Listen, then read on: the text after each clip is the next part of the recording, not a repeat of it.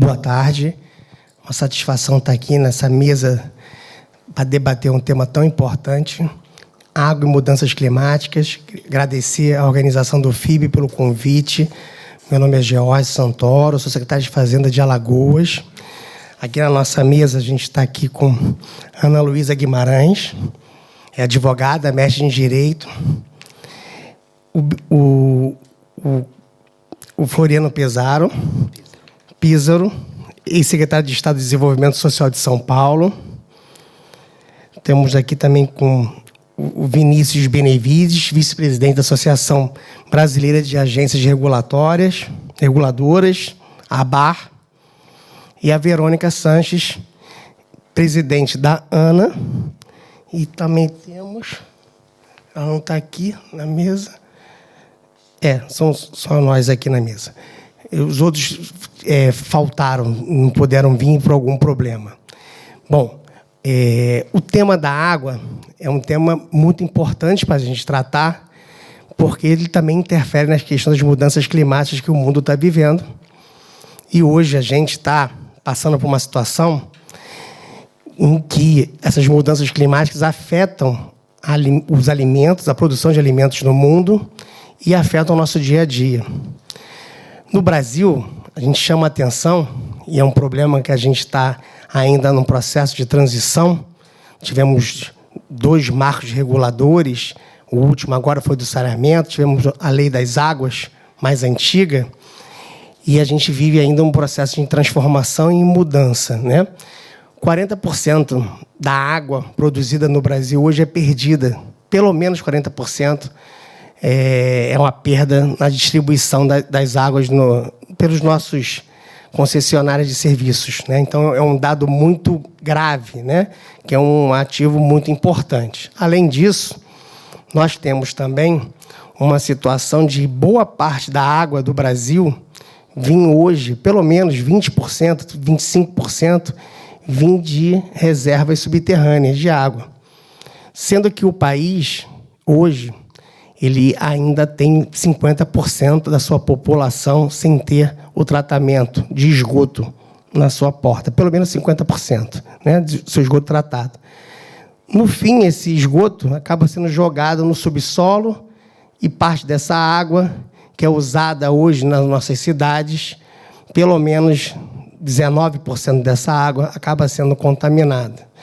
Lá no estado de Alagoas, a gente já fez 3 concessões de saneamento e a gente se deparou com essa situação de que parte da água fornecida pelos poços, pelo menos 50% dos poços de Alagoas tem problema de contaminação, né, de nitrato. Isso é um fato grave e é um fato que a gente precisa evoluir muito rápido. O Brasil assumiu o compromisso da Agenda 2030, no marco do saneamento. A gente tem um prazo de universalização do saneamento, pelo menos 90%, até 2033. Isso é um desafio regulatório que o Brasil está se impondo, né? Agora, no final do mês de março, terminou diversos prazos legais que a agência, a ANA, vai começar a tomar as providências, as agências regionais. O Brasil vive uma circunstância regulatória um pouquinho diferente de Portugal. Nós temos regulação estadual em relação à matéria e temos a regulação federal, que é uma regulação orientadora de princípios, de normas, de como deve ser funcionar. Nesse cenário, a gente vai começar a ouvir nossos palestrantes tratando desse tema de maneira bastante importante. Passar a palavra agora o Adriano Cândido, que é diretor de gestão corporativa da Sabesp de São Paulo, que é a empresa concessionária de São Paulo, também vai participar da mesa. Já inicio passando a palavra para você. Primeiro, queria agradecer aqui a audiência dos colegas que estão conosco aqui na mesa e os que estão aqui também na plateia. Em especial, o professor Atalá, que está chegando aqui, o ministro, e os colegas que estão aqui. O nosso presidente, o professor Benedito Braga, que também é presidente honorário do Conselho Mundial da Água, né? Infelizmente, por compromisso lá, não conseguiu vir.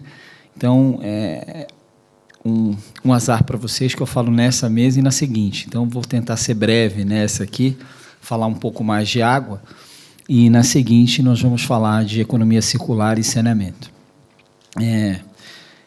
Eu queria falar um pouco aqui, né, sobre água e mudanças climáticas, da importância de pensarmos nesse tema sobre uma ótica da adaptação, né? Dentre os 3 pilares aí de mudanças climáticas, né, a adaptação tem sido muito pouco discutida, abordada, e no aspecto água, sobretudo, isso está linkado a criar resiliência nos sistemas, né? Criar infraestruturas capazes de honrar com os compromissos estressantes que nós estamos passando, né, por conta de mudanças climáticas. Estou aqui com o ministro Vinícius, que é um grande especialista no tema, e ele certamente vai discorrer muito melhor sobre isso, mas hoje o saneamento e esse setor de água sempre tratou muito com dados do passado, com a estatística, né, para, a partir daí, ir para planejar o futuro. A verdade é que hoje esses dados são importantes, são usados, mas não são a única régua, né? Você tem hoje fenômenos, e aí gostaria de trazer aqui o exemplo da crise hídrica que São Paulo passou em 14 e 15, onde no ano anterior, nós tivemos que pedir autorização à Agência Nacional de Águas, está aqui o presidente Cristiane, né? Não estava, na época, está aqui, ex-presidente Cristiane e atual presidente Verônica, onde a gente teve que pedir autorização para dispensar a água do sistema para ter capacidade de reserva, de receber, porque o reservatório estava muito cheio. E no ano seguinte, um ano depois, é só pegar o primeiro ano da gestão do governador Geraldo Alckmin, dando entrevista no Jornal Nacional, porque a cidade de Franco da Rocha estava com água, com muita água, né? E aí, no momento seguinte, o ano seguinte, tem uma crise hídrica, onde você tem a menor afluência de água, metade da quantidade de afluência de água do que já tinha tido no pior período histórico, né? Seria comparar a você ter como previsão pessoas que nascem com 1,80 m, né, por dia, na média, e aí você constrói batentes de porta de 2,5 metros. De um ano para o outro, começaram a nascer pessoas com 3 metros de altura. Não tem batente que segura, né? Porque é totalmente fora do sistema. Isso aconteceu. E não há dúvidas que isso é reflexo das mudanças climáticas. Isso é reflexo que exige uma maior capacidade de adaptação, mais reservatórios de um lado, e, de outro lado, uma preocupação de preservação de mananciais, de locais onde você possa, de alguma forma, tentar minimizar esses efeitos. E vou terminar por aqui. E aí eu gostaria de destacar a importância de preservar, seja os mananciais que estão ao redor das cidades, no caso de São Paulo, da região metropolitana, mas também, isso não é unânime, mas vou colocar aqui, preservar os mananciais que estão conectados de outra forma, não fisicamente. Estou falando muito claramente de preservar a Amazônia, né? Preservar a Amazônia pela teoria dos rios voadores do professor Paulo Nobre, né? Então, ao preservar biomas que conversam entre si,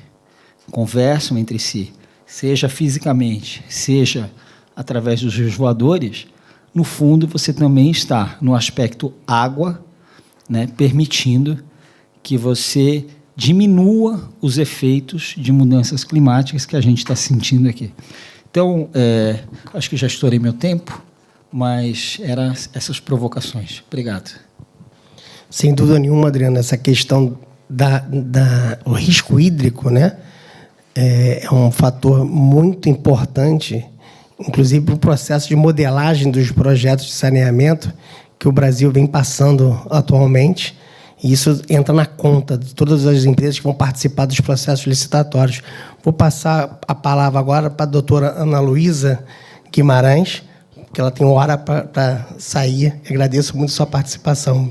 Boa tarde a todos, muito obrigada. Antes de mais, muito obrigada pelo convite por estar aqui hoje, numa mesa de colegas e especialistas tão prestigiados brasileiros. Muito bem-vindos a Portugal, da minha parte. Muito obrigada por este convite. Eu aproveitava este repto e esta introdução inicial, enfim, para dar conta, atendendo aqui aos colegas da mesa, um pouco da situação em Portugal em termos de evolução do serviço público de água. Eu não sou uma especialista ambiental, nem no recurso hídrico, naturalmente. Eu sou jurista e, portanto, tenho aqui uma visão mais do jurista e da regulação enquanto instrumento de política pública e de atuação e, portanto, tudo o que direi aqui estará, no fundo, partirá dessa premissa de base. Faço já aqui, desde já, esta declaração de interesses. Eu tenho trabalhado muito no serviço público de água e, portanto, tenho acompanhado, digamos assim, a evolução do setor na perspectiva da jurista e de quem dá apoio a algumas entidades gestoras nesta matéria e, como saberão, Portugal fez aqui um trabalho excelente no setor da água e do saneamento. O painel hoje, o tema, esta mesa redonda é sobre água, não é? Vai haver um sobre saneamento, mas os setores correm aqui, pelo menos em Portugal e naturalmente em todo o mundo, muito lado a lado. E em termos de acessibilidade do serviço, de facto, eu não tenho exatamente os números comigo, mas as percentagens de acessibilidade andam perto dos 100%, pelo menos no abastecimento de água, no saneamento sei que é um pouco menos, mas são percentagens excelentes, fantásticas, e isto tudo fruto de uma revolução que se fez aqui no setor a partir da década de 90. Foi necessário muito investimento que veio essencialmente de fundos da União Europeia. Para que esse investimento tenha sido possível, foi um investimento, sobretudo, enfim, espero não estar aqui a cometer nenhuma incorreção, mas em geral foi um investimento sobretudo na atividade da alta. Nós em Portugal diferenciamos a alta e a baixa, já sei que no Brasil não é bem assim, mas a alta, no fundo, no abastecimento de água é a captação e o tratamento, a adoção, e no saneamento é depois o tratamento das águas residuais nas hectares. E, portanto, o trabalho que foi feito, o investimento grande em infraestruturas foi sobretudo na alta. Para isso, tínhamos um setor tradicionalmente titulado pelos municípios e pelos chamados sistemas municipais. Nos termos do nosso Código Administrativo, já de 1940, o abastecimento de água e o saneamento básico são atribuições municipais dos municípios, enfim, com uma exceção da EPAL aqui em Lisboa, que historicamente já era titulada pelo Estado, mas em geral as competências são municipais, e em 1990 iniciou-se aqui uma segmentação entre as competências do Estado nesta matéria e as competências dos municípios. Digamos assim, em português mais livre, que o Estado foi avocar, em parte, as competências dos municípios neste setor, justamente para que esses investimentos e o acesso aos fundos necessários para fazer os investimentos que eram vitais para o setor fossem possíveis. E com isso criou-se os chamados sistemas multimunicipais de água e saneamento, que são titulados pelo Estado através do Grupo Águas de Portugal, que bem conhecerão e que é o braço, digamos assim, do Estado português para este setor, e também era até há pouco tempo para o setor dos resíduos urbanos, que entretanto foi privatizado. Mas é para as águas e saneamento. E, portanto, as concessões multimunicipais, em regra, fazem a alta, no fundo, a parte do ciclo do serviço que carece de maior investimento, com infraestruturas mais pesadas e, portanto, de capital muito intensivo, e foi isso que foi esse trabalho e esse esforço do Estado, que foi feito na altura, diga-se, em geral, com o consenso dos municípios, porque, de facto, os municípios não conseguiam aceder a esse financiamento, nem tinham capacidade para fazer os investimentos, e, portanto, na década de 90, esta avocação pelo Estado foi mais ou menos pacificamente aceita. E assim se foi construindo, com alguma empresarialização, com uma evolução da entidade reguladora portuguesa, que hoje é uma entidade reguladora independente, mas só o é desde 2014, não era um instituto público, portanto não independente, sem esse estatuto de independência, que atuou muito através de soft law. Portanto, aquilo que no direito se chama soft law são as recomendações, no fundo a partilha de informações e de bases de dados com todo o setor e, portanto, um bocadinho aqui usando os mecanismos da chamada Sunshine Regulation e que se foi impondo às entidades gestoras, que são as entidades reguladas. E com isso conseguiu-se aquilo que se chamou, ou que muitos já chamaram, a revolução no setor da água em Portugal e também nos resíduos. Paralelamente, o fenómeno foi muito parecido.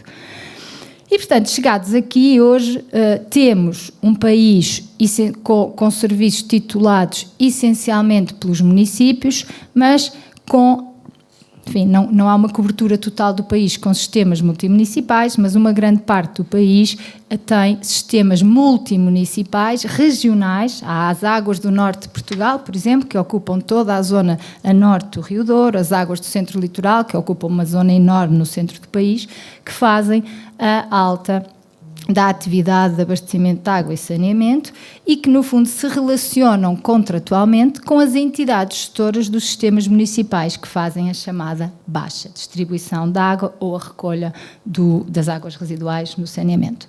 E é assim, mais ou menos, em traços muito simples, muito livres, que o setor se caracteriza em Portugal. Com dados, como disse, de acessibilidade do serviço excelentes, com muito a fazer ainda em termos de eficiência no serviço. Foi aqui já falado o problema no Brasil das perdas de água, que também é consabidamente um problema em Portugal.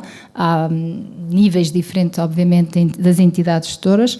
Uma coisa que tenho sentido, provavelmente no Brasil também, eu assisto a estes fenómenos, porque não sou propriamente técnica nem engenheira, mas tem havido muita inovação em software e em sistemas tecnológicos no sentido do combate às perdas de água. Naturalmente serão sistemas caros e, portanto, nem todas as entidades gestoras são capazes de os adotar, mas é um trajeto que está a ser feito e que, no fundo, tem sido prioritizado nesta procura da maior eficiência no serviço.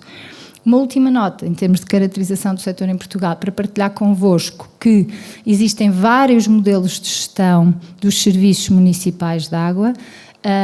E o país, enfim, tem uma diversidade de modelos de gestão, mas com uma limitação ou apenas uma minoria de municípios tendo optado pelo sistema de concessão a privados. Portanto, os 4 sistemas são a gestão privada, direta. No fundo, cada município pode gerir através dos seus serviços municipais diretos numa máquina administrativa mais burocratizada e não empresarializada os serviços de água. Depois temos a possibilidade de criação de uma empresa pública local, portanto é o que se chama o modelo da gestão delegada em entidade local, em que o município constitui uma empresa para, de uma forma já empresarial, gerir o serviço e, portanto, com uma perspectiva aparentemente ou alegadamente mais moderna e mais empresarial, mais flexível, mais ágil. Depois existe uma figura que foi criada em 2009, que são as chamadas parcerias público-públicas e que tiveram, no fundo, um objetivo que foi o de fazer a verticalização do setor. Não sei se no Brasil se fala na verticalização do setor. Aqui em Portugal, a verticalização do setor significa que os municípios que têm sistemas municipais, no fundo, entregam a gestão dos sistemas municipais à entidade concessionária multimunicipal que no seu território gera alta. E, portanto, temos a entidade concessionária multimunicipal do grupo, maioritariamente tida pelo Grupo Águas de Portugal, a gerir a alta na sua concessão multimunicipal e a baixa de determinado município através de um contrato de parceria. E depois, finalmente, temos a concessão a privados. Estas parcerias verticalizadas existem umas 4 ou 5, para vos dar o panorama, num total de 300 e poucos municípios em Portugal. Concessões existirão umas 20 ou 30. Já há muito tempo que não é lançada nenhuma concessão para os serviços públicos de água, portanto, o setor privado, em termos de novas concessões e de novo negócio a aparecer, está um pouco parado, digamos assim. No fundo, há concessões a terminar na próxima década, penso eu, mais ou menos todas terminarão na próxima década e não têm sido lançadas novas. Portanto, claramente em Portugal não tem havido, recentemente, nos últimos anos, uma opção pelo modelo de gestão concessionada. O que se tem visto é a criação de várias empresas locais. Cá está, a opção do município de, mantendo a gestão sob a sua esfera, o seu controle, entregá-la a uma empresa, participada por si totalmente ou pelo menos maioritariamente, e depois o resto do país, portanto a grande maioria dos sistemas são sistemas de gestão direta, e é nos sistemas de gestão direta que se sentem os maiores problemas, penso que posso dizer isto. Desde logo, um problema que é um problema assumido no setor, que é um problema de uma tarifa abaixo do custo. E a tarifa abaixo do custo é o que é, não é? Enfim, é contrário desde logo à lei, porque temos um enquadramento legislativo que manda e ordena que haja aqui um princípio da cobertura dos custos pela tarifa, e gera depois, obviamente, eficiências e falta da qualidade do serviço e tudo isso. E por isso tem havido uma opção política clara de incentivo àquilo que em Portugal se tem chamado as agregações de sistemas municipais, porque se entende que, de facto, municípios sozinhos para gerirem as suas infraestruturas na Baixa não têm capacidade por não terem escala e, portanto, não conseguem captar as sinergias que uma gestão de um território maior poderá permitir. Houve, em 2015, 2016, vários financiamentos públicos só dedicados a entidades que se iam agregar. Com esse incentivo, com essa cenoura, foram criadas algumas agregações. Eu participei, assessorei a criação de 2 delas. Foi possível criá-las, os financeiros fizeram os seus EVEFs, são em regiões do interior, difíceis, com um conhecimento do próprio cadastro da infraestrutura, em parte muito deficitário, e essas agregações estão agora, na fase da implementação, a enfrentar algumas dificuldades, naturalmente, como é óbvio, porque muitas vezes os dados de que se partiu, que os municípios partilharam, não eram dados efetivamente correspondentes àquilo que depois, na prática, se veio a encontrar. O que sabemos é que agora, com o novo pacote de fundos e com os novos, enfim, prioridades para o setor, a aposta nas agregações vai continuar e, portanto, seguramente vai haver mais movimento de municípios, portanto, esta dinâmica municipal, para os municípios se juntarem uns aos outros, seja no abastecimento de água, seja no saneamento. E assim, para a primeira nota e em jeito de introdução sobre como está o setor em Portugal, com esta ressalva de que é a visão de uma jurista e de alguém que tem trabalhado no setor, mas sempre de fora, nesta perspectiva de consultora, penso que deixava agora a palavra para os restantes colegas e mais tarde posso dar os meus contributos, naturalmente. Doutora Ana Luísa, foi muito bem explanado pela senhora. E o Brasil está seguindo um caminho parecido com o de Portugal, criando essas unidades regionais de saneamento, micro-regiões, essa agregação municipal, tentando obedecer à lógica da segurança hídrica, né, e das possibilidades econômicas para montar projetos, e a gente está tentando fazer isso com muita consistência, estimulado pelo Banco de Financiamento Desenvolvimento do Brasil, que é o BNDES. Já foram 4 leilões feitos no Brasil no último ano. Espero que a gente consiga fazer mais esse ano. E pelo menos uns 2 de PPP também já feitos, já aconteceram. Então, a gente está caminhando e evoluindo nesse sentido. Passar agora a palavra ao doutor Floriano, para a gente poder seguir. Obrigado, secretário Jorge Santoro, secretário do Estado de Alagoas. Prazer estar aqui dividindo a mesa contigo. Ana Luísa Guimarães, meu colega Adriano, é um prazer estar contigo aqui dividindo essa mesa. Um grande abraço ao secretário Benedito Braga, o homem das águas no mundo. Queria cumprimentar o ministro Vinícius Benevides. É um prazer dividir a mesa com o senhor, ministro. Doutora Verônica Sanches, presidente da ANA, muito obrigado. Agradecer o convite da OEI, Organização dos Estados Ibero-Americanos, e ao IDP pela organização, na figura do ministro Gilmar Mendes. Minha área de atuação nos últimos 30 anos foi o desenvolvimento social. Agradecer ao ministro Gilmar Mendes estar aqui conosco, ministro. Muito obrigado. A área do desenvolvimento social. E, nesse sentido, eu quero seguir um pouco a linha do que o Adriano nos trouxe na sua fala, né, sobre os rios voadores. Né? Não dá para pensar o desenvolvimento social no Brasil, no mundo em geral, mas no Brasil em especial, sem pensar no conceito do triple bottom line, um conceito do desenvolvimento socioeconômico ambiental. E é desse ponto que eu quero partir, lembrando que, quando nós abordamos a temática da água e das mudanças climáticas, que estão intimamente relacionadas, nós temos que nos ater ao aspecto da desigualdade social, tanto do ponto de vista do acesso à água e ao saneamento, que são praticamente inexistentes em números maiores, em grandes números, especialmente se recortarmos as populações mais pobres. Né? Então, especialmente a ausência de saneamento, mas também de água em determinadas regiões do país. Então, eu acho que esse é o primeiro ponto. Né? Nós temos 90% do esgoto das casas construídas em áreas chamadas irregulares ou de invasão, nas grandes cidades, nas grandes metrópoles, não tem esgoto coletado. Isso acarreta diversos problemas decorrentes, como talvez o principal, a questão da mortalidade infantil, né, e da contaminação da população nessas áreas. Né? E também o serviço de abastecimento de água, que muitas vezes não chega, né, a chamada água potável. Por outro lado, os números são impressionantes. Né, alguns, o secretário já nos falou aqui, mas do volume de esgoto produzido no país, só 46% é tratado. Esses são dados do Sistema Nacional de Informações de Saneamento, o SINIS, mas de 16% da população, ou quase 35 milhões de brasileiros, não têm acesso à água tratada, né, o que é tão grave quanto o tratamento do esgoto. Mais grave no sentido de que, do ponto de vista de saúde, da saúde pública, da sanidade e da saúde pública, é mais grave. Né? Então, assegurar a disponibilidade e a gestão sustentável da água e do saneamento é um dos objetivos do milênio, né? Um dos objetivos, aliás, perdão, das ODS, né?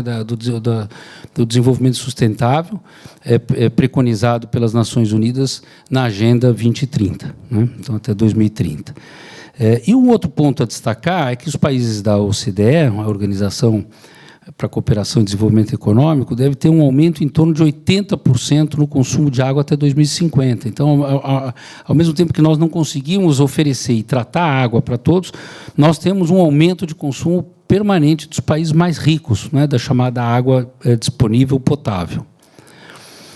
Um outro ponto é a forma como o Brasil vem tratando esse tema maior, que é o tema ambiental. Né? Não é possível pensar na questão da água sem pensar nas suas fontes originárias. Né? E, do ponto de vista institucional, se analisarmos a atuação de órgãos institucionais de proteção e acompanhamento da evolução ambiental no Brasil, como o IBAMA, o ICMBio, o que a gente tem verificado? Redução de orçamento, redução de pessoal e, de alguma forma, portarias que vêm dificultando a própria atuação dos órgãos. Então, tanto do ponto de vista institucional como politicamente, o que a gente vê é um avanço no Brasil de múltiplas ilegalidades do ponto de vista ambiental. Mas eu destacaria aqui uma que recentemente foi objeto de grande repercussão e de matéria jornalística, que é a questão do garimpo ilegal e do desmatamento. E aí eu queria rapidamente detalhar alguns pontos que eu considero importantes nessa discussão. Primeiro, é o avanço das atividades ilegais, como eu disse, em especial o garimpo na região amazônica, que tem levado, entre outros fatores, ao agravamento da qualidade da água na região. Né?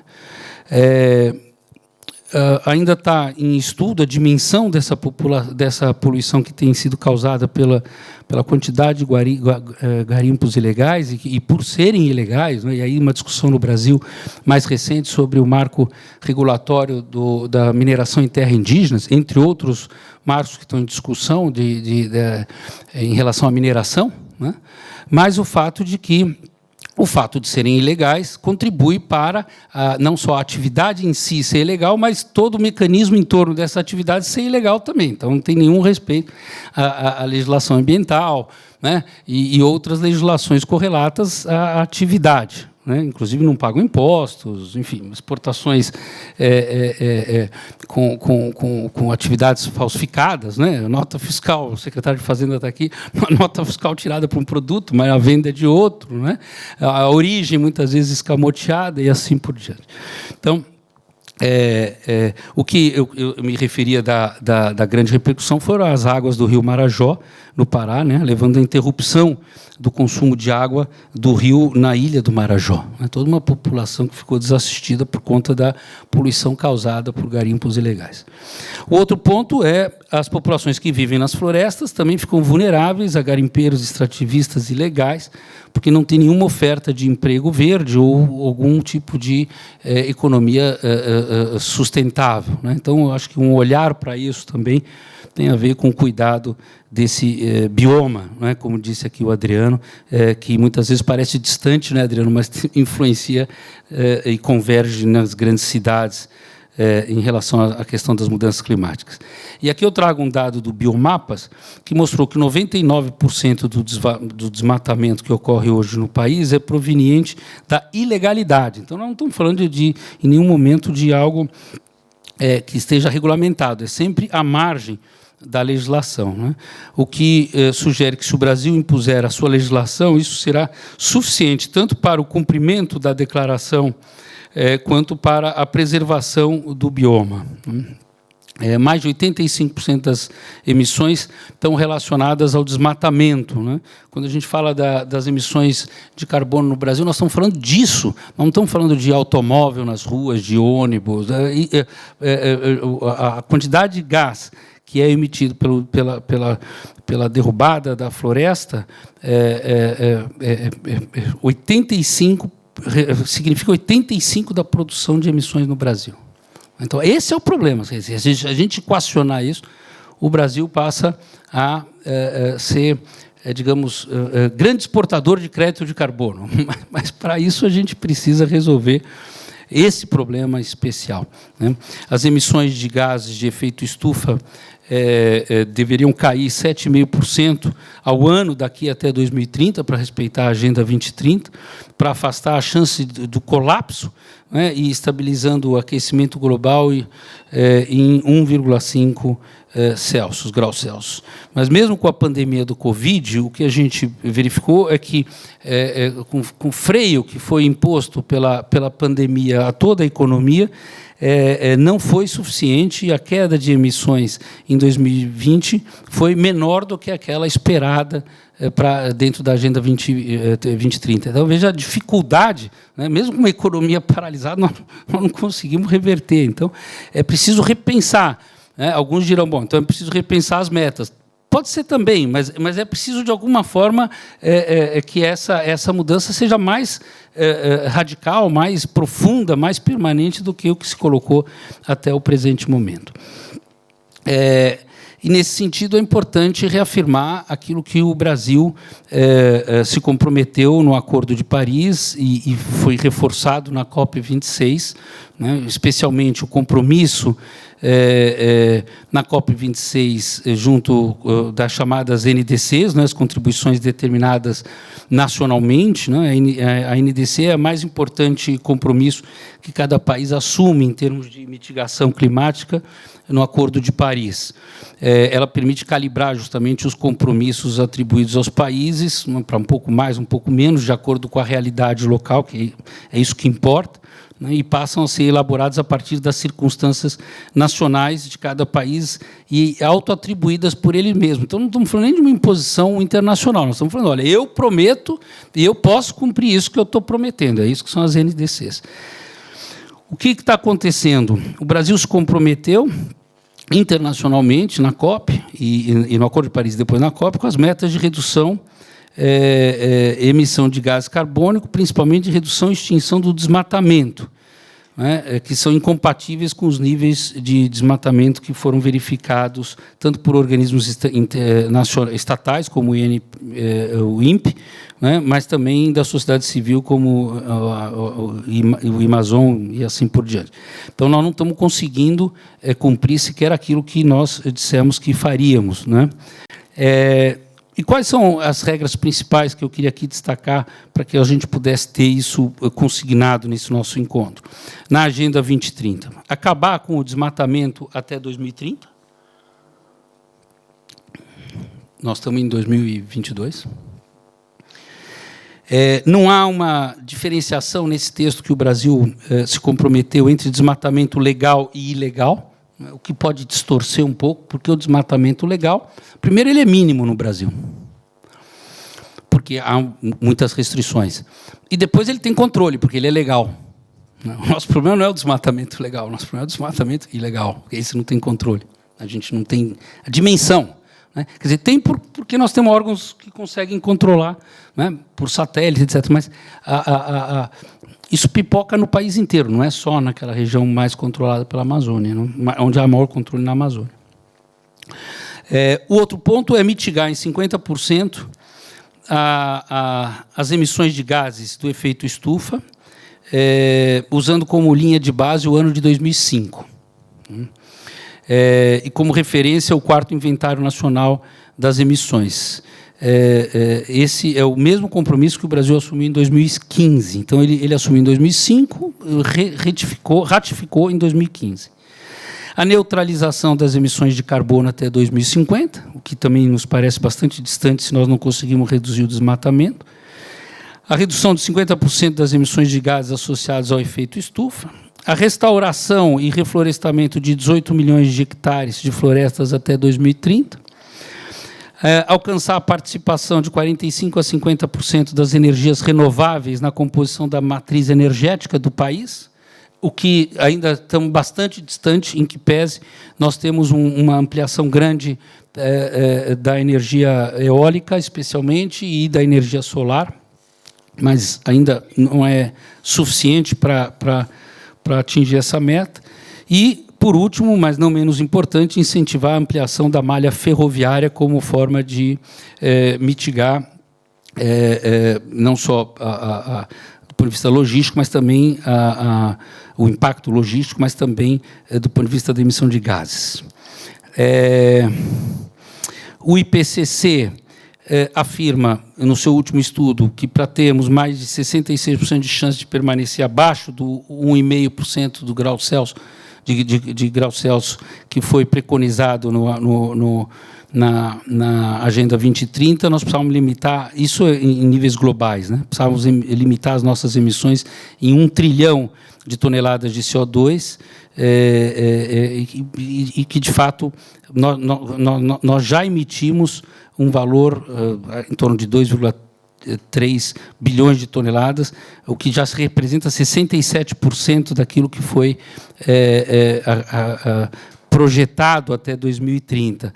Então, nós estamos, o mundo como um todo já está devendo, né? Nós já estamos contratando uma emissão maior do que aquilo que foi planejado, né? Então, nós vamos ter que ter medidas mais profundas e talvez, eu não gosto muito dessa palavra, mas talvez mais radicais, no sentido de tentar realmente frear as emissões de CO2 na atmosfera. E, para terminar, dizer também que não são só os riscos ambientais, e obviamente que tudo isso que eu estou dizendo está ligado à questão do consumo de água, uma água potável, que é essa grande riqueza da humanidade, não é? Mas também está ligado à imagem do país aqui, não é? Na Europa, nos Estados Unidos, no exterior como um todo, e também está ligado à economia, não é? Porque a economia hoje, não só por conta o ESG das empresas responsáveis, né, do ponto de vista sustentável, mas também porque a imagem de investimento vem sendo, de alguma forma, prejudicada, e isso vem se demonstrando de várias formas. Por exemplo, a proposta da União Europeia que requer que os importadores certifiquem a origem dos produtos comprados do Brasil para garantir que eles não sejam provenientes de terras desmatadas ilegalmente já a partir de janeiro de 2021. Então, isso é uma medida efetiva, né?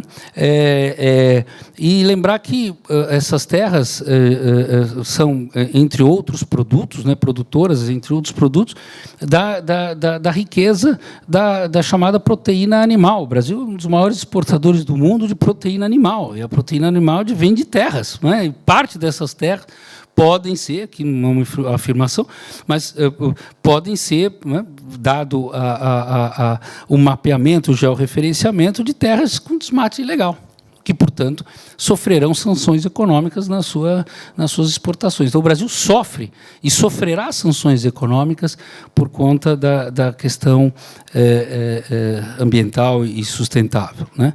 O outro exemplo é a discussão de um projeto de lei no Congresso americano, similar à da União Europeia, que quer exigir dos exportadores garantia de que os produtos não tenham relação com o desmatamento ou quaisquer outros impactos ambientais. Claro que essa iniciativa legislativa do Congresso americano não vale só para o Brasil, né? Vale para todos os países. Mas vocês vejam que isso poderia dificultar, não é, as exportações brasileiras aos Estados Unidos se nós não tivermos o mínimo de controle dessa situação ambiental no Brasil. E termino aqui, mais uma vez, agradecendo a todos e dizendo que a solução que a gente enxerga para frente é justamente uma revisão dessa imagem internacional do Brasil, reduzindo, de um lado, a desigualdade, criando renda e os chamados empregos sustentáveis para os chamados povos que vivem nas florestas, né? O fortalecimento dos órgãos de fiscalização ambiental, tributária, enfim, policial, né, de repressão, de ações de ilegalidade, a interrupção do processo das chamadas flexibilizações da legislação ambiental no Brasil, da agenda ambiental no Brasil. Há um conjunto de projetos de lei tramitando no Congresso que, de alguma forma, flexibilizam regras ambientais e de fiscalização no Brasil, né? Aqui eu não quero entrar no mérito de cada um deles, porque pode, e com certeza há pontos positivos, mas é importante que essa flexibilização se dê com um amplo debate na sociedade, sob pena de nós termos aí alguns interesses privados prevalecendo sobre o interesse público, não só nacional, mas global. Então, é esse o ponto que eu queria destacar. Interromper imediatamente as flexibilizações ambientais que permitam esses avanços de atividades ilegais no Brasil e fortalecer os órgãos de fiscalização, promovendo um desenvolvimento socioeconômico ambiental equilibrado, justo e permanente. Muito obrigado. O Florencio abordou 2 pontos muito importantes, que eu vou destacar toda a sua fala, eu vou destacar 2 pontos. Um é a questão da dificuldade de atender, né, com serviços de água e de saneamento as comunidades, que tenha uma subhabitação, ou seja, as comunidades, as favelas no Brasil, por exemplo, como é difícil montar projetos para atender, não só pelas dificuldades físicas, mas também pela questão do financiamento. E um outro ponto que eu chamo a atenção, que foi puxado pelo Adriano em relação à questão hídrica, né, do risco hídrico, o professor Catalino, ontem, na sua apresentação, ele em relação às oportunidades para o futuro, da necessidade de acelerar as mudanças, né, da matriz energética dos países, inclusive do Brasil, como uma oportunidade. E aí nós vamos ter agora um bloco final aqui das nossas apresentações. Nós vamos ter o nosso ministro Vinícius e a presidente da ANA, a Verônica, tratando da parte regulatória. E aí nós vemos, isso é um grande desafio hoje, né? Então, parte dos estados e municípios no Brasil consideram outorgas no passado para produção, né? Produção, ou seja, animal, ou através da produção agrícola. E agora, quando começa a ter dinheiro para fazer investimentos, seja por projetos de concessão, seja por diversos outros fatores de financiamento do próprio governo federal, e agora como é que você vai regular essas outorgas? Para o consumo humano ou para a produção? E aí, cada vez mais, o Brasil está ampliando a produção, e a gente tem lá uma questão muito importante no Nordeste, a questão do São Francisco, né? Que parte do São Francisco temos outorgas para a produção agrícola, e aí tem algumas regiões que começam a ter problema hídrico para fornecer água. E aí a gente tem que ter a questão da regulação, é fundamental para manter a segurança hídrica. Passa a palavra agora para o doutor ministro Benevides, para falar que ele é o vice-presidente da Associação Brasileira de Agências Reguladoras, a ABAR, e a gente dá, na sequência, a doutora Verônica. Obrigado. Eu queria cumprimentar a Ana Luísa, o Floriano, o Jorge, a Verônica, e meu amigo aqui, Adriano. Na plateia, estou vendo a minha amiga Joísa Dutra, que acabou de chegar da Itália, né? Deve ter trazido já a Bíblia, a última versão, né? Chegou agora. Queria cumprimentar a ex-presidente da ANA, Cristiane. Lá botou esses últimos 4 anos, né? 18 a 22. E estou vendo o Sandoval, diretor da ANEEL, futuro diretor da ANEEL também. Sua portaria já foi publicada, me avisar. E cumprimentar a todos. Eu sou da ABAR, estou vice-presidente, na semana que vem estarei presidente. A ABAR é uma associação brasileira de agências reguladoras, temos 66 agências reguladoras associadas à ABAR. Praticamente todo o saneamento é com agências reguladoras que fazem esse tema. Temos também, na área de energia elétrica, o vice-presidente da ABAR Federal é o diretor-geral da ANEEL, o André Peptoni. Na próxima gestão, será a Agência Nacional de Petróleo, na vice-presidência. Eu conversei já com o diretor-geral, o Saboia, e nós regulamos os entes reguladores que estão lá dentro, a parte toda de recursos hídricos, que a Ana ela tinha dado uma meia saída, né, Cristiane? E a Verônica já está convencida, tem conversado com o pessoal, nós estamos trabalhando muito a ABAR com a Ana, né? Havia um problema de um impedimento legal do Tribunal de Contas pelo pagamento da alta anualidade, de 20 e poucos mil reais por ano, mas foi resolvido, as federais retornaram, a ANEEL já retornou, a ANP e tal. Então, estamos na parte de transporte, trabalhando com a NTT, encontrei até com o amigo Jorge Barros, aí, que foi presidente da NTT. Estamos no setor de saneamento, nas 4 perninhas de saneamento, água, esgoto, drenagem, resíduos sólidos. E, por delegação da ANEEL, né, Sandoval, tem 12 agências reguladoras fazendo o papel de fiscalização. Então, de vez em quando a gente faz essa conta, nós estamos regulando quase 50% da economia brasileira através das nossas associadas, né? Temos 23 anos de existência, nascemos em 99, logo depois que as primeiras agências reguladoras federais foram criadas, em 97. Eu vi aqui algumas coisas interessantes, tem uma projeção ali que é um pouco... um desafio aí que eu vou tentar responder, mas a questão que o Jorge colocou de perdas de água, né? Nós temos perda, como ele falou, a perda média do Brasil é de 40%, uma região sul, centro-oeste e sudeste dá média de 35% de perdas, o nordeste 45% e a região norte 55%, o que dá na média 40% de perda de água. Ou seja, nós, consumidores, quando pagamos, de cada 1.000 litros, 400 litros nós pagamos e não recebemos. E a água é energia para fazer a adução, é tratamento da água para chegar e ela não chega na torneira, né? Ela se perde no meio do caminho. Só para consertar isso nos próximos 12 anos, até 2033, precisa-se de em torno de 42 bilhões de reais, né? Esse é o número que a gente tem. para resolver o problema que também o Jorge colocou, e, de certa forma, o Floriano, que é o atendimento de 90% da população de água e esgoto, de 99% de abastecimento de esgoto, né? Tratamento de esgoto, e 99% de água, nós precisamos de 600 bilhões, o que dá em torno de quase 50 bilhões por ano de investimentos. Hoje estão fazendo um pouco menos do que 20, entre 15, tem um número que varia, mas teríamos praticamente multiplicar por 3. Aí, a Joísa, que é da FGV, do Centro de Estudo e Regulação, vai ter que nos explicar, nos ajudar a explicar como é que a gente pode passar de um investimento de 15, né, e para um investimento de 50, porque aquele cara que a gente apelida hora de consumidor, hora de paciente, ou hora de passageiro, conforme o lugar que ele esteja, esse é que vai ter que pagar. Independente se é o setor privado ou público, esse dinheiro vai ter que sair de algum lugar. É uma tarefa difícil, viu? É complicado, né?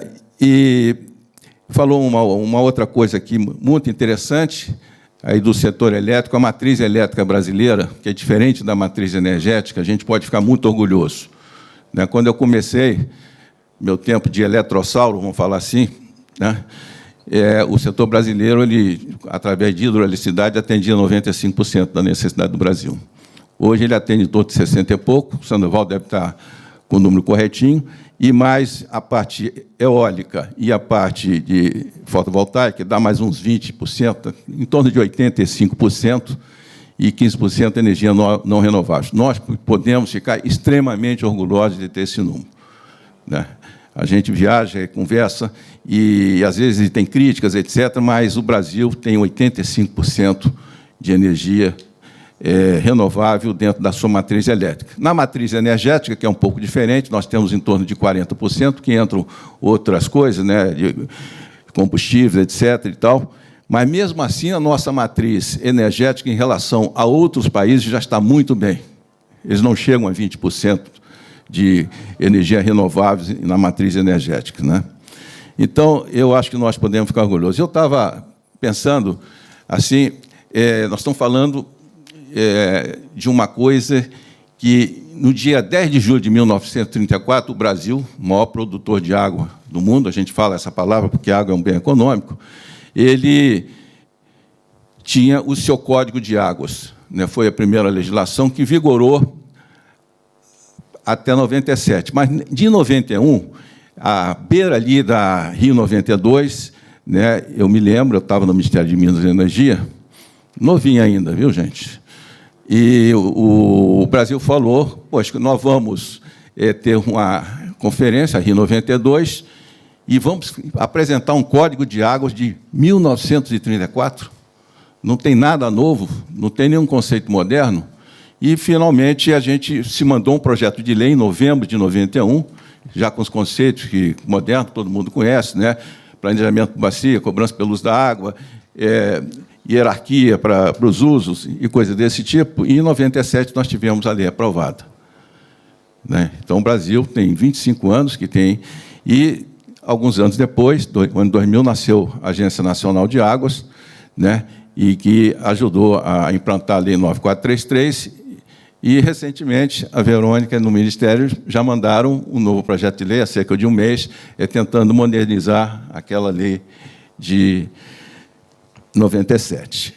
Eu estava até me lembrando aqui, esse detalhe, quando a lei foi mandada, eu recebi a missão de levar ao subchefe de assuntos jurídicos da Casa Civil da Presidência para ele dar a última olhada, porque tinham 12 ministérios envolvidos com o assunto, e nós estávamos com algumas questões a ser resolvidas entre 2 ou 3 ministérios.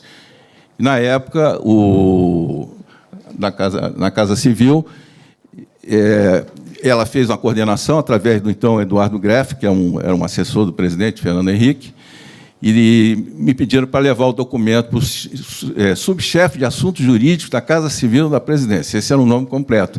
E era um cidadão que era o ministro Gilmar Mendes, na época. Ele trabalhava, ele era o subchefe. Eu me lembro que ele deu uma olhada nos assuntos, né?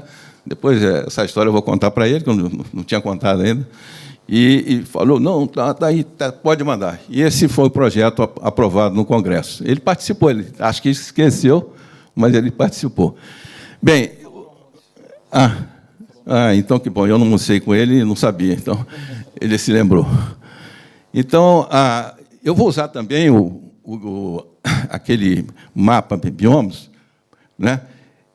Cadê a água que estava aqui? Uma curiosidade, a gente que está há muito tempo, lá no antigo Departamento Nacional, eu era responsável pela operação da rede hidrometeorológica. Então, a gente media toda essa confusão de temperatura, de vazões, né, para poder dar base para os projetos brasileiros. E era uma coisa grande, eram 3.000 pessoas envolvidas, nós dávamos o equivalente a 52 voltas à Terra por ano para ter as informações que a gente precisava. E eu comecei a pensar, a partir de um determinado momento, onde que está a nossa água, como é que ela está funcionando. Eu podia, para passar? Foi feito um mapeamento do território brasileiro de 1985 até 2020, onde foram verificados, né, e todo o território, né, da parte de água, superfície de água que nós temos aqui no Brasil. Foram processadas e analisadas cerca de 150.000 imagens, foi utilizado esse satélite do Landsat, uma resolução pixel muito pequeno, 30 por 30 metros, ou seja, quase 1.000 metros quadrados, eles todos foram mapeados, o Brasil todo, né, pegando os nossos 8,5 milhões de quilômetros quadrados.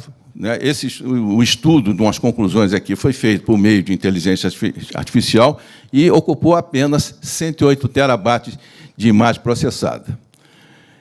Bem, então, o que nós estamos falando? Nós temos uma radiografia dos últimos 35 anos, é fato, é número, não é teoria, como o Floriano falou também, quando a gente dá número, sobre o que a gente tem, onde estão essa água. Né? Bem, olha só que interessante. Da superfície de água no Brasil, se vocês olharem embaixo, nós temos 2% do território nacional coberto de água. Né? E nós temos, todo mundo sabe, 12% da água do Brasil, mas nós temos 6% da superfície terrestre aqui no Brasil. A superfície de água total no Brasil, hoje, no ano de 2020, que foi o horizonte que eu peguei, né, 16,6 milhões de hectares. Se nós olharmos como é distribuída essa superfície de água, 76,26 ainda a superfície natural. A água normal, né, corresponde a 11.720.000 hectares, 17,72 por hidrelétricas, 5,96 reservatórios e tem uma parte pequena aqui de mineração. Isso são números. E nós fomos dar uma avaliada na questão da perda de água. Se nós olharmos o gráfico seguinte, né, a gente vê como é a superfície. É isso mesmo. Os biomas que nós temos no Brasil. Nós temos 6 biomas no Brasil, né, como se espera, o bioma com maior quantidade de água, de superfície de água, região amazônica. Em seguida, a Mata Atlântica, praticamente igual ao Pampa, do Sul. Em seguida, o Cerrado, com 9%, e Pantanal e a Caatinga. Então, a gente tem onde está a água no Brasil. A gente queria saber onde está a água. A gente sabe os estados, etc., mas queríamos saber dos biomas onde estava essa água. E o que a gente calcula, a gente vai mostrar, tem um histórico dessa superfície, é quase igual a um eletrocardiograma, que varia ao longo desse período, varia anualmente essa superfície de água, né, em função de questões meteorológicas e questões de ano mais úmido, ano mais seco, etc. Então, o que a gente verifica a seguir, nós temos uma parte de águas que houve perdas em alguns lugares de águas e houve ganhos em alguns lugares de superfície de águas. Estão listados aí, né? Quem teve a maior perda, o município de Corumbá, perdeu esse valor de 761.000 hectares, Cássio, no Mato Grosso, Barcelos, no Amazonas, Poconé, no Mato Grosso e aqui da Ana. Então, basicamente, nos dois Mato Grossos, Mato Grosso do Sul, Mato Grosso e no Amazonas, onde houve maior perda de água, né? E região que tem bastante água, no caso. E nos ganhos, Também no Amazonas teve-se perda, mas teve-se ganho. Aí tem os municípios, Presidente Figueiredo, Prainha, etc., etc. Então, se a gente passar para o próximo, que é esse aí. Esse é o histórico de superfície de água no Brasil. A gente tem alguns pontos importantes. A gente partiu mais ou menos ali em torno de, no ano de 20 milhões de hectares, é onde está o maior pico que a gente tem. A gente percebe ali, mais ou menos no meio do gráfico, que tem uma queda. Naquele ponto, é um ano de 91, nós temos 20 milhões de hectares, depois, em torno ali do ano 2000, 19,7, e depois a gente percebe que tem uma queda bruta, né? Depois ele tem um pequeno aumento e continua, depois tem uma queda, e a partir de 2017 dá uma equilibrada de novo, né? Então, essas variações, esse ponto menor é o ponto que eu citei, em torno de quase 17 milhões de hectares. Na média, se a gente calcular, nós perdemos, nesse período, 7,6% da superfície de água do país, né? Esse é um dado real. Eu vou pular esse aqui, vou para esse aqui. Em termos de estados, nós vimos em termos de biomas, em termos de estado, o estado que mais perdeu áreas foi o Mato Grosso do Sul, depois o Mato Grosso, e depois Minas Gerais. Mas o Mato Grosso do Sul perdeu 711 mil hectares, e o Mato Grosso, com 530 mil hectares, ele fica bem acima de Minas Gerais e de outros estados. Então, a perda, basicamente, se concentrou nos dois Mato Grosso, a maior perda de água. Tem uma coisa interessante, que é sobre o Pampa, que fica no sul, que é o menor bioma brasileiro, mas é a terceira maior superfície de água. Ela é composta aqui, aquelas famosas lagoas dos Patos, Lagoa Mangueira, Lagoa Mirim, e nós constatamos que a construção de reservatórios artificiais aumentou a quantidade de água superficial. Essa é a constatação. Tem produção de arroz, uma série de coisas que eles fizeram, e se aumentou a quantidade de água superficial. E, finalmente, esse bichinho aqui, ele resume toda a situação do que eu falei, né? Então, nós temos, do ponto de vista fático, numérico, uma perda de superfície de 7,6% nos últimos 35 anos. A pergunta, onde está essa água e por que houve isso, né? Então, passando para o seguinte, já praticamente encerrando, para encerrar uma discussão, né? Evidentemente, nós temos mudanças climáticas globais, temos efeitos de El Niño e Laninha. As pessoas que conhecem sabem que cada vez que tem um efeito, que é resfriamento de águas, de oceano, né, o clima tem reflexo diferente no sul, no sudeste brasileiro, no norte e nordeste, né?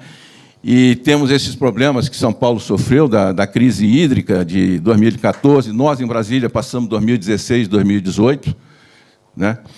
E também tem uma coisa que o Floriano comentou, que é a dinâmica do uso da terra, na conversão de floresta para pecuária e agricultura, né? Evidentemente, quando você tira floresta, né, a evapotranspiração, ela praticamente fica bem pequena, né? Porque ainda no solo nós temos alguma coisa, mas, evidentemente, que tem uma influência grande. A gente sabe disso. E também a gente tem que levar em consideração que, às vezes, quando some água da superfície, nós temos um trabalho em Brasília, chamado Programa Produtor de Água, em que a gente faz recuperação junto aos nossos reservatórios. Por exemplo, ganhamos até um prêmio recentemente, com mais de 200 participantes do mundo todo, né? Ficamos em segundo lugar, não ganhamos, não, ficamos em segundo lugar, e que é um programa produtor de água, que foi, na verdade, um adiantamento do pagamento de serviços ambientais. Nós protegemos a área, inclusive o Ministério nos deu agora 2 milhões para o maior reservatório nosso descoberto, né? Porque nós conseguimos juntar os agricultores, eles recuperam aquilo, nós pagamos pela recuperação e nós praticamente conseguimos montar um reservatório subterrâneo, né, que vai, na época de seca, ajudar o reservatório principal. Ou seja, o melhor lugar de guardar água é debaixo no solo, porque ela não evapora, ela fica lá guardada e, na hora devida, ela vai alimentar os rios superficiais.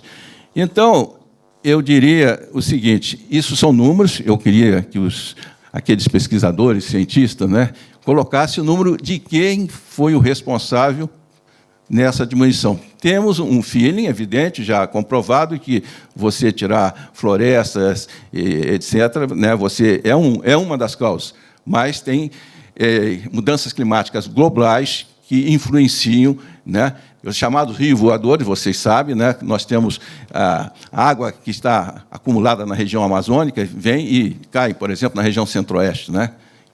E grande parte da água que chega e se deposita no Brasil é de evaporação que vem do oceano, né? Eu diria, talvez, alguma coisa em torno de 80%. Não é só a água que está aqui em cima, que evapora e depois volta nessa direção. Tem uma circulação, né, de clima e que afeta bastante. Então, nós temos que estar preparados. Eu acho que, talvez, numa fase agora de debate, cada um pode falar um pouquinho da crise hídrica, cada um o que fez. Por exemplo, nós tivemos, em capital, uma pressão muito grande em cima da gente. Nós fizemos até um livro sobre esse tema, a crise hídrica, para que todos que passem por isso tentam fazer alguma coisa que nós tivemos que aprender na prática, né? Mas o principal de tudo que nós aprendemos, né, todo mundo teve que sentar na mesa para conversar, né? Os agricultores hoje têm uma compreensão muito maior das coisas, as próprias órgãos envolvidos de governo, e o sistema de informações que a gente tem que ter, ele tem que ser de primeira linha, o que a Ana tem. E a gente conversa com o sistema de vocês, né, operando o sistema para ter informação para o Brasil todo. Então, basicamente, é isso. Obrigado aí a todos. Muito obrigado, ministro Benevides. Eu acho que você colocou 2 pontos importantíssimos, que é esse número de 7,6 de perda da superfície de água nos 35 anos me surpreendeu, provavelmente surpreendeu muitas pessoas que estão aqui. E a questão regulatória, eu acho que agora a Verônica, que é como presidente da Agência de Águas do Brasil, ela vai poder abordar bem esse tema, como a gente pode regular esse uso da água e de uma maneira que a gente consiga manter a segurança hídrica para o consumo humano e, ao mesmo tempo, contrabalançar com a questão econômica do país como um grande produtor de alimentos do mundo. Passa a palavra para a doutora Verônica. Bom, boa tarde a todos. Primeiramente, eu gostaria de registrar que é uma enorme satisfação participar desse painel do Fórum de Integração Brasil e Europa, e agradeço a organização do evento pelo convite, a equipe do IDP, a equipe da FGV, ao ministro Gilmar Mendes também, que esteve conosco aqui agora há pouco, por ser uma grande oportunidade de estarmos discutindo aqui em Lisboa com representantes do governo português, da Academia Portuguesa, e também a doutora Ana Luísa, aqui como representante dos escritórios de advocacia aqui em Lisboa, sobre esse tema, e a possibilidade também de aprender e compreender a experiência europeia e como que situações exitosas e exemplos exitosos podem ser utilizados como referência no Brasil. Eu acho que a Europa tem uma grande experiência na gestão dos recursos hídricos também pelo fato de terem vários rios que cortam as fronteiras dos países europeus, e isso implica em uma série de acordos internacionais entre os países para a gestão adequada dos recursos hídricos, considerando que os rios que cortam mais de país e que, por exemplo, vêm a banhar Portugal, por exemplo, é o rio que nasce na Espanha. No mesmo caso, os Países Baixos, 4 rios que nascem em outros países europeus vão desembocar nos Países Baixos, e isso implica numa série de acordos para garantir a qualidade e a disponibilidade hídrica para os diversos usos nesses países.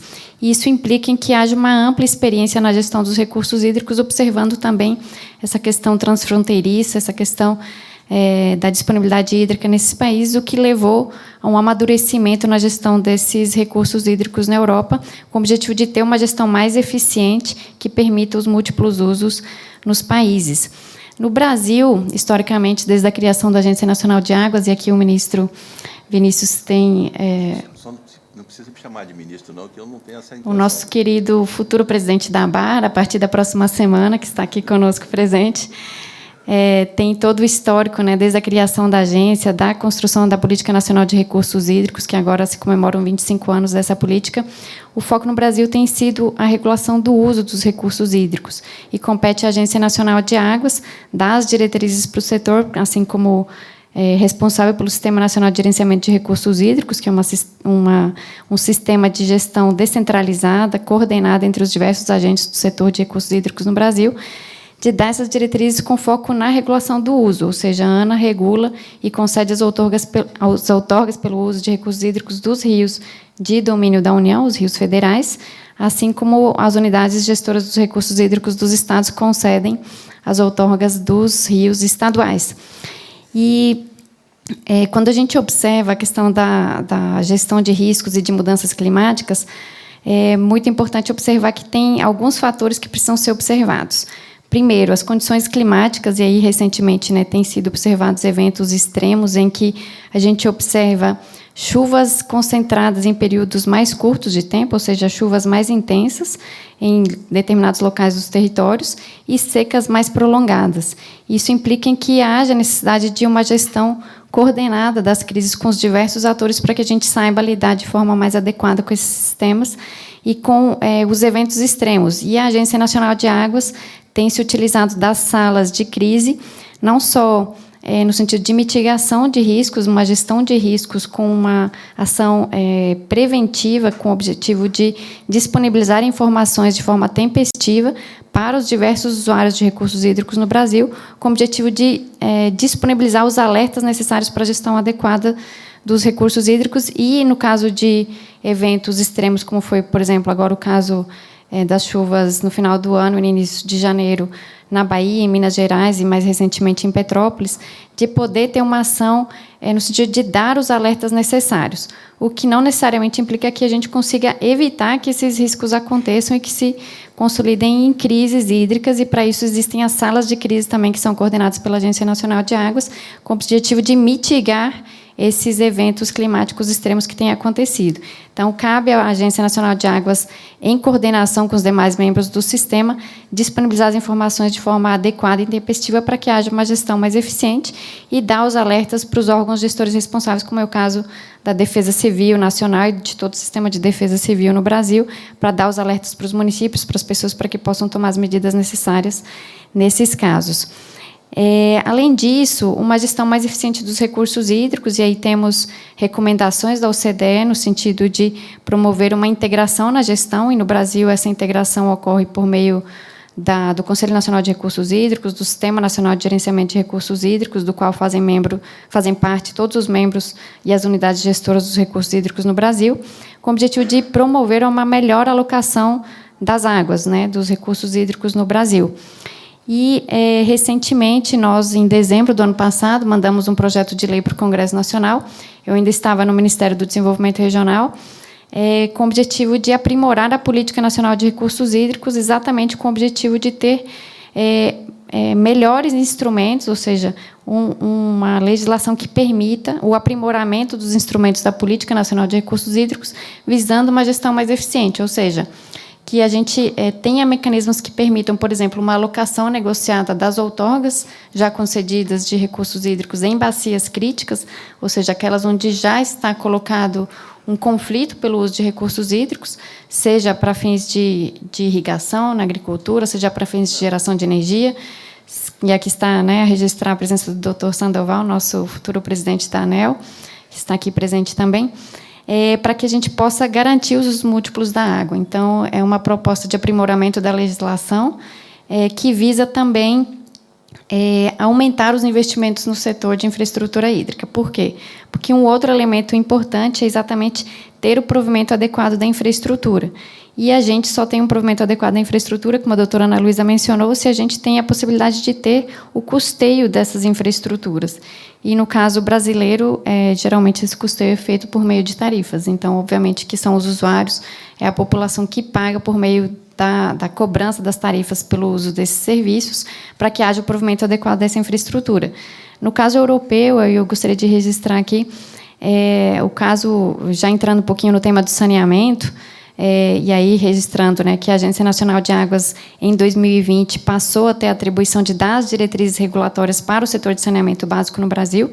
Então, a Agência Nacional de Águas não regula diretamente esse setor, mas sim define normas de referência com o sentido de apoiar e uniformizar a regulação no saneamento básico no país, e a ABAR tem sido um parceiro importante na disseminação dessas normas de referência, dessas informações, com o objetivo de que todas as agências reguladoras do país possam usufruir desses parâmetros, dessas normas de referência para regular melhor os serviços.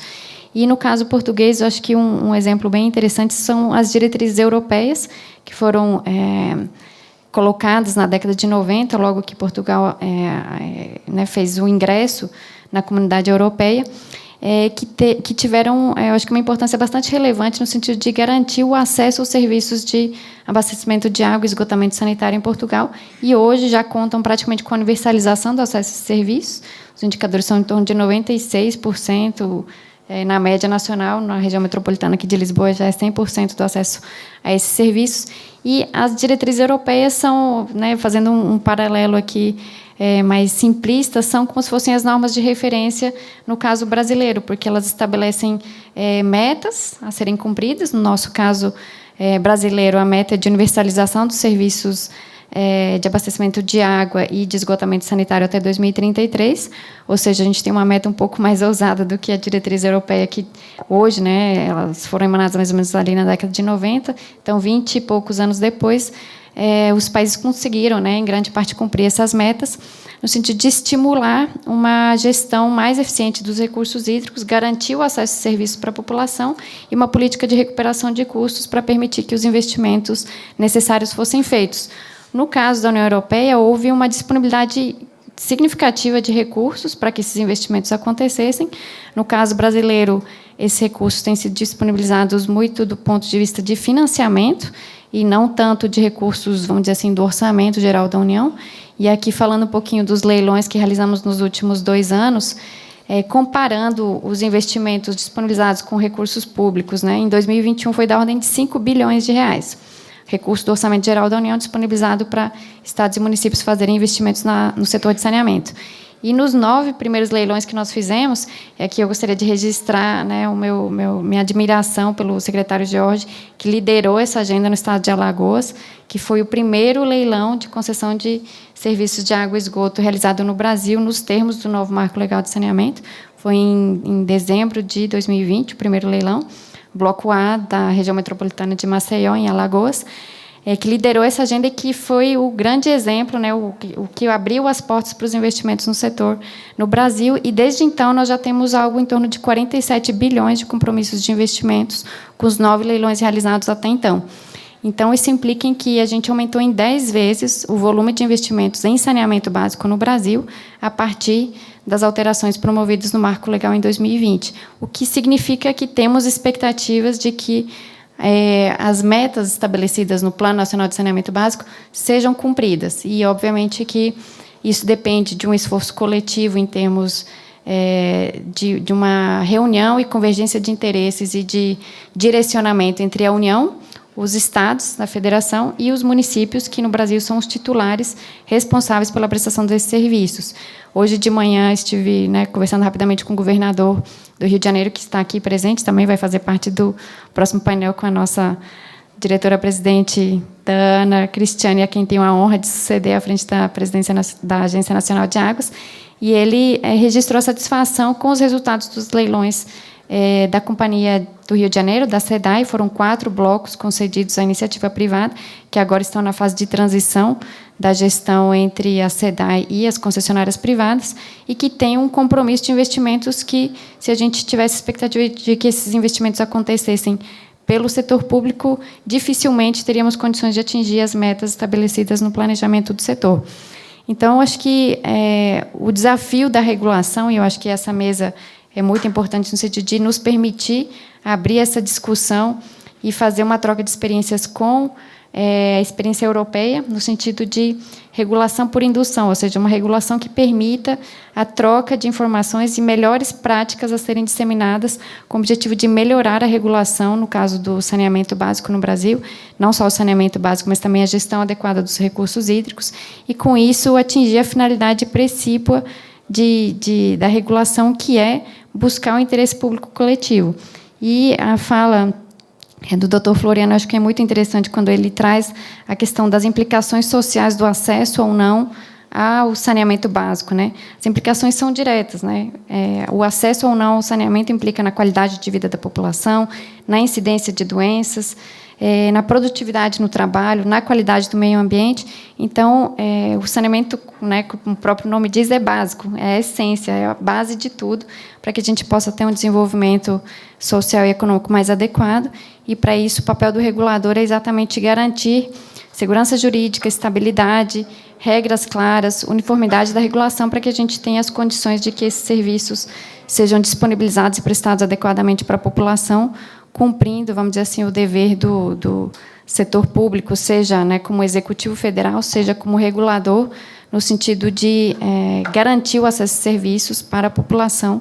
Então, eu acho que encerro nesse sentido, agradeço o convite, agradeço a essa mesa seleta para a qual eu fui convidada a participar, a doutora Ana Luísa, o doutor Floriano, o doutor Jorge, nosso moderador, ao nosso ministro Vinícius e ao Adriano da Sabesp aqui. Agradeço à doutora Cristiane, a quem tenho a honra de suceder na presidência da ANA, e a todos os presentes. Muito obrigada.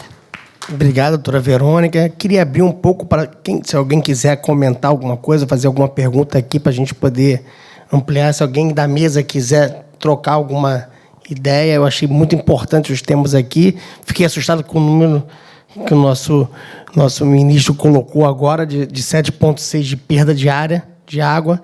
E como a doutora Verônica colocou, o Brasil passa por um grande processo de transformação, né? Esses projetos, a partir do novo marco regulatório, que almejam que a gente... uma ambição grande, né? Chegar a 2033, com praticamente todo o país, né, com saneamento e água, é uma ambição que muda completamente o que aconteceu nos últimos 30, 40 anos do país. Mas, para isso, a gente precisa ter segurança jurídica, e o processo regulatório que a ANA vai fazer, doutora Verônica, aí eu vou fazer uma provocação para você, é muito importante. Então, a gente teve agora no marco regulatório de saneamento um prazo, né, a partir dos decretos que a ANA editou, né, executivo, na verdade, né? E aí a gente tem aí uma questão muito importante. Nós temos contratos, programas em vigor no país, né, com as concessionárias, aí tem o nosso representante da Sabesp, né? E como fica isso, né? Quando as empresas, as agências reguladoras, doutor Benevides, nem todas as empresas estatais conseguiram cumprir as metas, né? Como vai ficar? Vai ter refresco? Vamos prorrogar o prazo? Ou nós vamos cumprir o que está na lei, cumprir o que está no decreto, e a gente ser mais rigoroso para estimular o mercado a reagir e os municípios e os estados fazerem projetos novos de concessão? Passar a provocação para a Verônica e o doutor Benevides. Bom, obrigada. Essa provocação é a provocação do momento.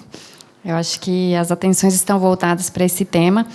E, de fato, a legislação estabeleceu prazos desafiadores, né, em termos de universalização e em termos de prazos a serem cumpridos tanto pelas concessionárias, né, por todas as prestadoras de serviços, sejam elas públicas, privadas, nas suas diversas categorias, para os titulares e para as agências reguladoras que regulam esses serviços, no sentido de verificar os termos contratuais, as condições ou não de ter capacidade econômico-financeira para prestar o serviço de saneamento e de atender às metas dispostas na legislação.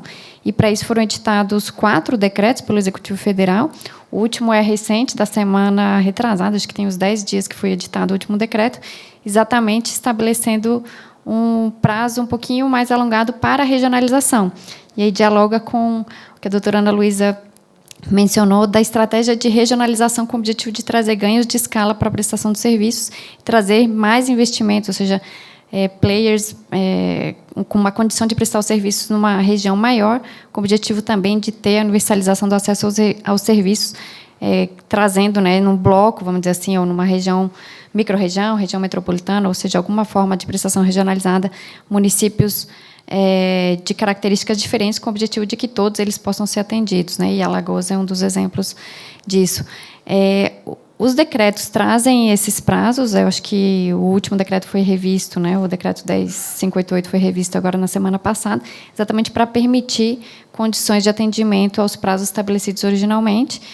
E eu acho que a gente tem uma grande satisfação de que as agências reguladoras prestaram as informações à Agência Nacional de Águas, que basicamente tem o papel de consolidar essas informações. Mas a responsabilidade de verificar ou não o cumprimento da capacidade econômico-financeira é das agências reguladoras.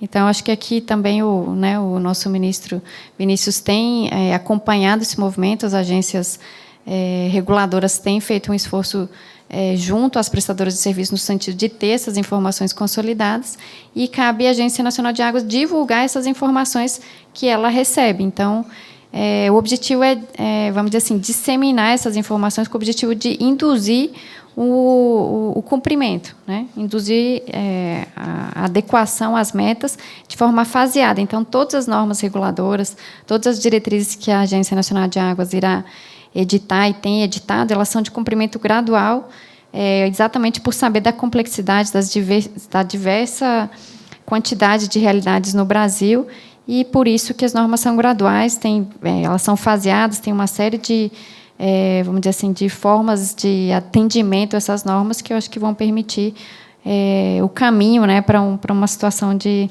prestação mais ampliada no Brasil. Realmente, a Cristiane, ela passou um sufoco danado, porque logo que foi criado, eu me lembro, a Ana pediu, acho que 100 servidores, né, para fazer concurso, ainda não conseguiu, né, porque, de repente, eu brinco com o pessoal que a DASA, quando nasceu lá atrás, nós colocamos a parte de saneamento junto.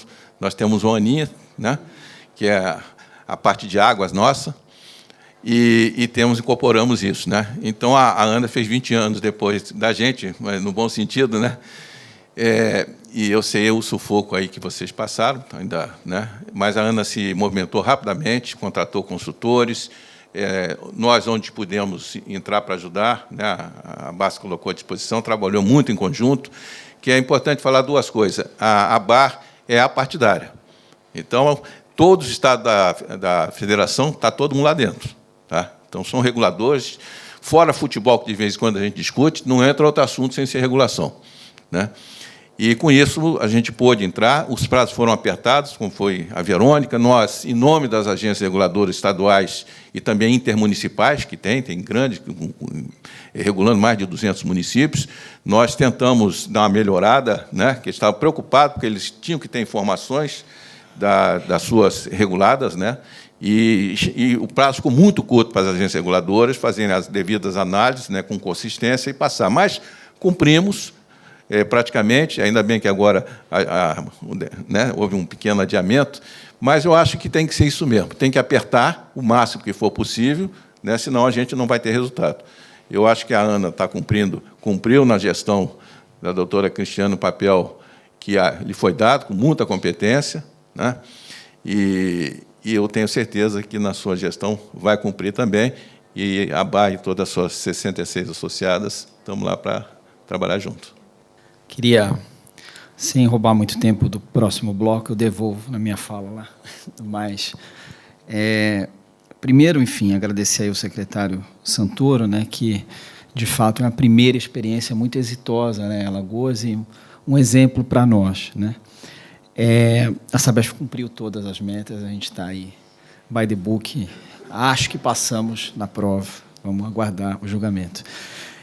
Mas, aproveitando aqui a presença do professor Vitalino, que, no primeiro dia, discutiu a questão da guerra, né, que é uma questão muito preocupante, e puxando um pouco já para o outro bloco, né, eu e o Vinícius aqui, nós somos membros do Conselho Mundial da Água, né, como governadores ali do BOD. E essa questão tem sido muito debatida, dá quase um outro bloco, e vou deixar só a provocação aqui, mas... Em outubro de 21, basta um Google, a temperatura subiu um pouco mais na discussão, porque houve a interrupção de fornecimento de água de uma adutora entre a Ucrânia e a Crimeia. Não é essa a razão, óbvio, a justificativa, mas é bom a gente ver também a água nesse contexto geopolítico. Né? Ocorreu nessa discussão, o Floriano aqui acompanhou comigo algumas discussões, acompanhamos lá da questão lá de Israel, onde tem um exemplo muito positivo de cooperação entre Israel e Jordânia, né? Tivemos no Brasil a discussão, quando da crise hídrica, a discussão entre os 3 estados, não foi guerra, mas foi uma discussão São Paulo, Rio de Janeiro e Minas, que o ministro Fux fez a mediação e conseguiu aí um resultado satisfatório. Então, essa questão da água como um elemento de integração, né, num aspecto geopolítico, talvez mereça aí num próximo evento uma discussão também, mas só provocação hoje. O Florivaldo quer fazer uma pergunta aqui? Pode perguntar. Ana, eu queria fazer uma pergunta para você. Em um determinado momento você falou de uma estrutura de parceria público-público, não é? No sentido de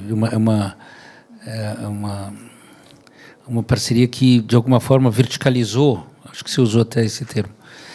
Eu queria entender um pouco mais desse funcionamento e se isso, de alguma forma, fez com que o serviço tivesse algum tipo de lucro, né?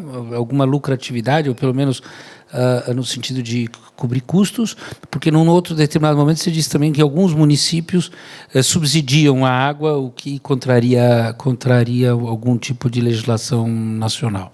É verdade, eu referi, só agora recordando, que o modelo da parceria público-pública era um dos modelos de gestão previstos na legislação nacional para a gestão dos sistemas de água e de saneamento municipais. Isso foi introduzido, esse modelo, em 2009. Isso significa ou passa pela chamada verticalização do circuito da água. No fundo, temos municípios em cujo território existe um sistema multimunicipal que tem, em princípio, em regra, só a alta, o trabalho mais pesado da captação, da adoção, e esta verticalização passou em alguns municípios que optaram por essa solução, por integrar o serviço da baixa, que era gerido só pelos municípios no sistema municipal, atribuindo, digamos assim, através de um contrato que a legislação regula, um contrato de parceria, um contrato de gestão, à entidade que já opera, à concessionária multimunicipal que já opera a gestão da atividade em alta. No fundo, isto veio permitir, ou o grande objetivo do legislador, as razões e os objetivos que estão assumidos na legislação aplicável, têm que ver, no fundo, com esta economia e ganho de sinergias na gestão do serviço, porque integra todo o ciclo do serviço da água, não é? A alta com a baixa e, no fundo, há ali uma concentração na gestão do serviço, com todas as vantagens que isso traz. Isso aconteceu em alguns territórios. Eu penso que não terá avançado mais, quer porque a própria legislação de 2009, que veio prever esse modelo, é uma legislação não muito desenvolvida, isto é, que tem poucos artigos, o modelo está pouco regulado, com pouca densidade de regulação, com algumas, enfim, com algumas normas pouco claras, com algumas soluções que estão manifestamente desajustadas, com alguns lapsos na técnica legislativa usada, e isso também fez com que a solução não avançasse. Do ponto de vista da gestão da opção política municipal, essa é uma opção, obviamente, dos municípios e que, em alguns casos, também pode ter tido aqui alguma influência política e até ideológica dos próprios municípios, porque, no fundo, estão a entregar a gestão do serviço municipal a uma entidade que é gerida ou que é titulada pelo Estado e gerida por uma entidade maioritariamente detida pelo Estado. E, portanto, também há fatores políticos, naturalmente, que entram aqui em linha de conta. Eu não lhe sei dizer se a solução é boa, acho que é mais uma solução no buquê das soluções de gestão que são apresentadas ao município e, nesse sentido, a meu ver, é positiva, é salutar. A verdade é que não teve uma aplicação prática muito ampla. Eu atribuo desde logo a estes dois fatores. Por um lado, alguma necessidade de revisão da legislação que nunca foi feita e de algum aprimoramento legislativo e, por outro lado, possivelmente também é uma questão político-ideológica das decisões municipais que foram tomadas nesse sentido. Como afetava preços? Não, A questão dos preços, existe legislação em Portugal que obriga a que os custos, que a tarifa cubra o custo de serviço, não é? Portanto, que o custo de serviço, que o preço que é praticado à água tem que ser um preço que dê cobertura, entre outras coisas, aos custos de serviços. É verdade que nestas opções de gestão empresarial ou da atribuição da gestão do serviço a um sistema, a uma concessionária multimunicipal, isso aconteceria necessariamente. As situações onde isso acontece ainda são municípios em gestão direta, com uma gestão do serviço ainda através dos seus próprios serviços municipais, municípios do interior, pequenos, portanto não é nessas opções de empresarialização, não é seguramente. Gente, estamos encerrando, o tempo já passou, já tem outra mesa já pronta para entrar. Queria agradecer ao doutor Adriano, doutora Ana Luísa, doutor Floriano, doutora Verônica e o doutor Vinícius Benevides. Foi, acho que, um painel muito bacana. Não deu para abordar todos os temas aqui, a gente ia passar aqui umas 2, 3 horas aqui falando. Outro painel vai continuar, eu acho que vai abordar temas que a gente abordou aqui também, complementando, puxando mais para o saneamento e a questão da economia circular. Eu acho que o fórum foi muito feliz nesse tema, nessa temática que está muito importante no país hoje, nesse momento. Nós temos algumas discussões no Supremo que não vão ter que ser enfrentadas ainda, que são questões das unidades regionais, que Portugal já passou por isso, a gestão dessas unidades regionais, a gestão das regiões metropolitanas, e isso é um enfrentamento que a gente vai ter, natural que se tivesse, essa mudança regulatória provoca isso.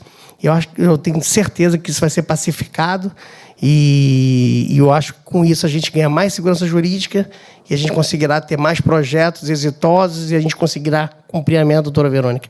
Eu acho que é isso que a gente quer para o país, saneamento para todos, água para todos, de boa qualidade. Aqui a gente consegue já pegar na bica a água, né, Ana Luísa? E lá no Brasil ainda não. A gente vai chegar a esse momento aí. Muito obrigado.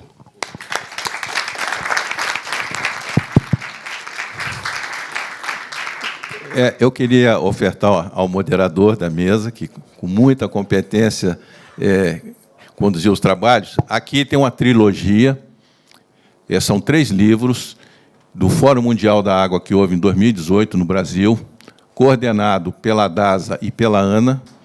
Então, o nome da ANA está nesse documento. Nós pegamos 400 horas de gravação, de 300 sessões, fizemos uma trilogia, lançamos agora no Fórum Mundial da Água de Dakar, uma trilogia chama Água e Sociedade, Água e Desenvolvimento e Água e Meio Ambiente, dito pelos maiores especialistas do mundo, que estiveram lá em Brasília, e o Fuchon, que é o presidente do Conselho, diz que, a partir daquele momento, era obrigação do Conselho deixar isso, né, como uma obrigação para que a história não fique só nas sessões e depois cada um vá para a sua casa. Então, aqui, nós contratamos um grupo de consultores coordenado lá por nós para tirar o que tinha de melhor.